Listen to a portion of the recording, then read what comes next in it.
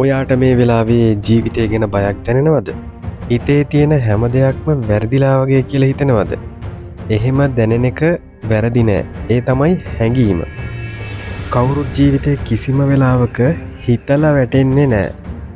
ඒත් වැටීමෙන් පස්සේ ඔයා කරන දේ තමයි වැදගත් වෙන්නේ. ඔයා දැන් හිතනවා වෙන්න පුළුවන් මට නැවත පටන් ගන්න බැහැ කියලා.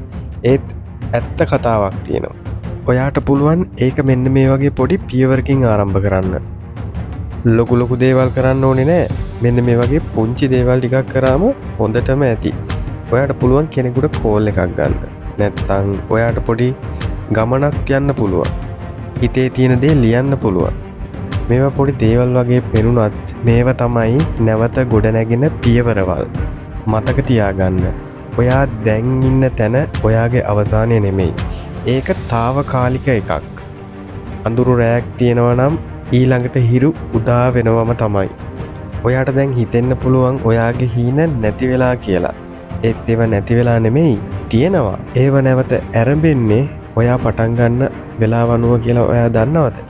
කවුරුත් ඔයාට මේ ජීවිතේ හදලා දෙන්නේ නැහැ. ඒත් ඒක හදාගන්න පුළුවන් එකම කෙනා ඔයා විතරයි. ඉස්සෙල්ලා ඒක තේරුම් ගන්න. ඉතින් අදම ඔයා හිතලා තීරණයක් ගන්න.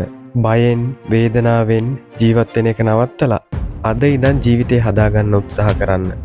හෙට ලස්සන දවසක් වෙන්න ඕනේ නම් අද පොඩි පියවරක් ගන්නම වෙනවා. ඔයා වැටුණා කියලා ඔයා අසාර්ථක කෙනෙක් නෙමෙයි. නැගිටිනකන් ඔයාට දිනන්න ඕනේ තරම් අවස්ථාව තියෙනවා.